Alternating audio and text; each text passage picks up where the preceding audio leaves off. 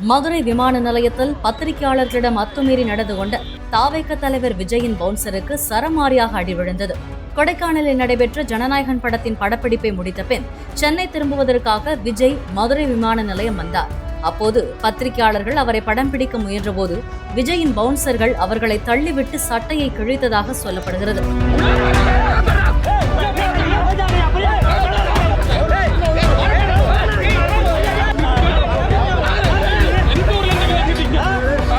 இதனை அடுத்து பத்திரிகையாளர்கள் பவுன்சர்களிடையே கடும் வாக்குவாதம் ஏற்பட்டது.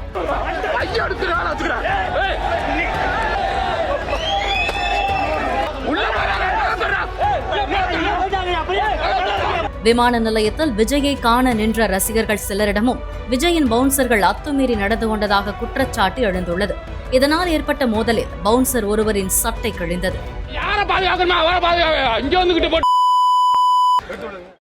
பிளே ஸ்டோர் மற்றும் ஆப் ஸ்டோரில் இருந்து பாலிமர் செயலியை QR கோடு மூலம் பதிவிறக்கம் செய்யுங்கள். செய்திகளை உடனுக்குடன் பெறுங்கள்.